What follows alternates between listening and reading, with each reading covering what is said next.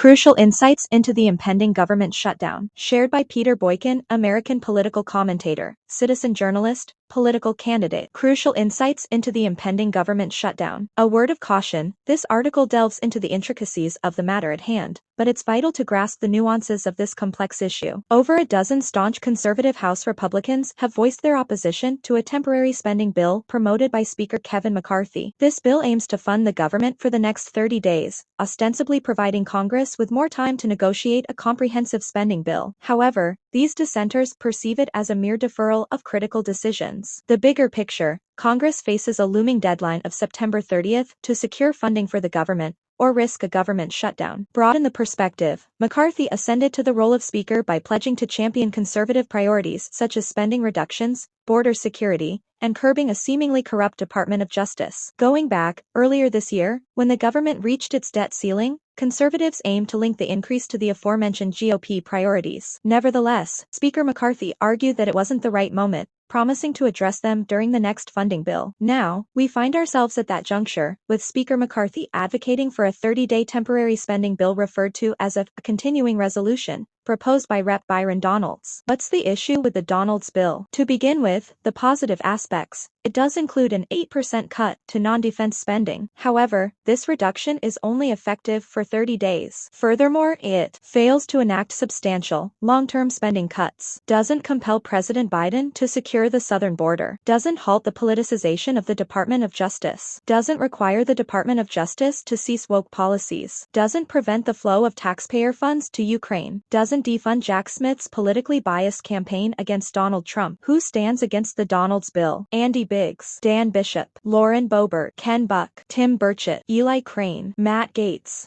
Marjorie Taylor Greene, Corey Mills, Ralph Norman, Andy Ogles, Matt Rosendale, Victoria Spartz, Wesley Hunt. What the opponents assert, Representative Victoria Spartz leveled sharp criticism at McCarthy's leadership, stating, "Unfortunately, real leadership requires courage and a willingness to fight for the country, not for power and a portrait on a wall."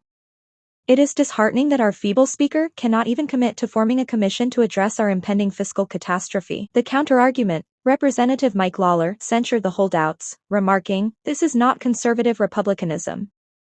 This is stupidity. These individuals cannot define victory, they do not know how to accept a yes for an answer. It's a circus." Reality check. The crux of the issue doesn't necessarily lie with the temporary spending bill itself. It's the recurrence of this pattern that raises concerns. Last year, Congress continually postponed critical decisions with short-term spending bills, eventually slipping a disastrous, inflated funding bill during the holiday season. The holdouts aim to avoid a repeat of that debacle. What comes next? Presently, the GOP is engaged in private discussions to reach a resolution.